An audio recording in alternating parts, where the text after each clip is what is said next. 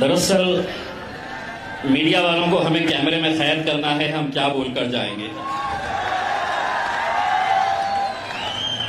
मैं यहां पर सिर्फ 5 मिनट आपसे मुखातिब होना चाहता हूं, क्योंकि हम ज्यादा से ज्यादा वक्त असद साहब को देना चाहते हैं।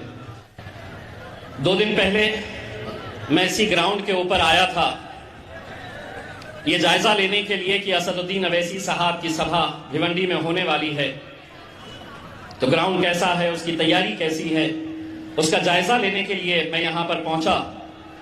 तो इसी ग्राउंड के ऊपर कुछ पुलिस ऑफिसर्स यहां पर आए, उनके साथ मशवरा हुआ, उन्होंने कुछ सुझाव दिए, हमने कुछ सुझाव दिए, लेकिन उनमें से एक पुलिस ऑफिसर ने बड़ी ही मुस्कुराहट के साथ उन्होंने मुझसे यह कहा कि साहब भिवंडी का माहौल बहुत शांत है, भिवंडी का माहौल बहुत शांत है। उनका इशारा यह था कि हम आ रहे हैं तो कहीं कुछ गड़बड़ करके ना जाए। मैं आज महाराष्ट्र के तमाम पुलिस अधिकारियों को और महाराष्ट्र की सरकार को भिवंडी की आवाम की तरफ से पैगाम देना चाहता हूं। हमें सियासत से मोहब्बत नहीं है, इस देश से मोहब्बत करते हैं हम लोग, इस राज्य से मोहब्बत करते हैं, शहर से मोहब्बत करते हैं, जिस सरजमीन पे हम अपना मेहनत करके रोजी रोटी कमाते हैं उससे मोहब्बत करते हैं। तो अगर किसी के जहन में ये बात है कि मजलिस आएगी तो कहीं माहौल गड़बड़ा जाएगा, हम तो कितने आज फितने सह रहे हैं, हम कैसे कैसे हालात से गुजर रहे हैं, इसके बावजूद भी हम सब्र का घूंट पी रहे हैं, क्योंकि हमें यकीन सरकारों के ऊपर नहीं है, हमारा यकीन हमारे अल्लाह के ऊपर है। और दूसरी बात यह है कि हमारी खामोशी को हमारी कमजोरी ना समझो। ये तमाम सियासी पार्टियों के लिए एक पैगाम है, हमारी खामोशी को कमजोरी ना समझो। सर झुका के अगर हम चलते हैं तो सिर्फ खौफ खुदा से। आज इस मुल्क के अंदर जो हालात है उसे देखते हुए आप खुद समझ रहे होंगे कैसे कैसे मुद्दों को हर महीने हर 15 दिन के बाद निकाला जाता है, सिर्फ अहम मुद्दों से भटकाने के लिए। और ये जो आए हैं ना पूरी की पूरी फौज लेकर,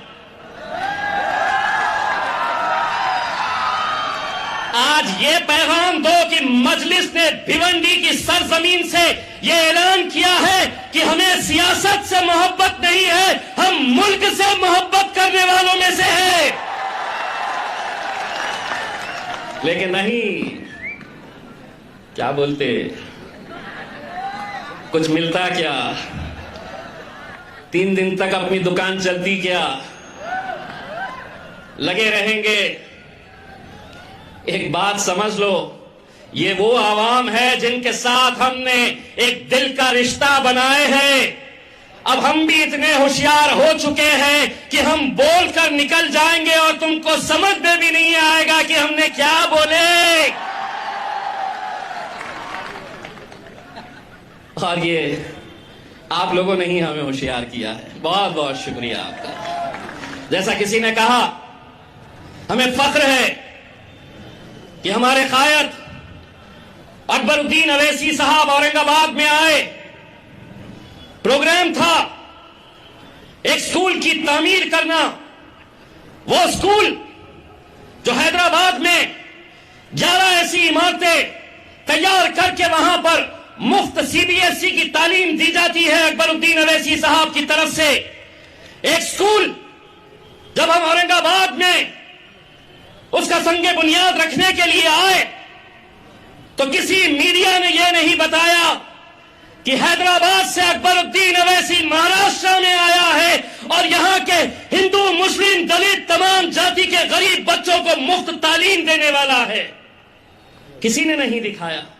दिखाया तो क्या दिखाया कि यहां क्यों गए, इसके सामने इस मजार पे क्यों गए। आज मैं उन तमाम सियासी पार्टियों को जो अवैसी भाइयों से मोहब्बत करते हैं, औरंगाबाद में अगर अकबरुद्दीन अवैसी साहब आकर एक स्कूल बना सकते हैं, शिवसेना वाले स्वीकार करो, ये ऐलान करो कि अकबरुद्दीन अवैसी अगर एक मुफ्त का स्कूल बनाएगा तो शिवसेना 4 बनाएगी। राष्ट्रवादी वाले जो सिर्फ मजलिस को खत्म करने का ठेका उठाए हैं, मजलिस को कमजोर करने के लिए दिन और रात मेहनत करते हैं, ये ऐलान करो कि अगर अकबरुद्दीन अवैसी औरंगाबाद में एक स्कूल बना सकता है तो राष्ट्रवादी कांग्रेस भी 2 स्कूल बना सकती है। और जिनके कानों में बहुत भोंगे सुनाई देते हैं, एक आध तो तुम भी शुरू कर दो, काम की बात भी करो। बेफजूल की बातों के लिए तो बहुत वक्त रहता है, लेकिन चलो कबूल करो ये चैलेंज। आज इस सरजमीन से इंशाअल्लाह हम औरंगाबाद में अगर एक मुफ्त स्कूल बना रहे हैं तो आज मैं असदुद्दीन अवैसी साहब हमारे कायद की मौजूदगी में हम ये ऐलान करते हैं कि इंशाअल्लाह अगर आप मजलिस का साथ देंगे तो एक स्कूल भिवंडी के अंदर भी अकबरुद्दीन अवैसी साहब बनाएंगे। कब तक वही जाति, वही धर्म, वही मजहब, वही हिंदू मुस्लिम, वही मंदिर मस्जिद, इन मुद्दों के अंदर हमको भटकाते रहेंगे।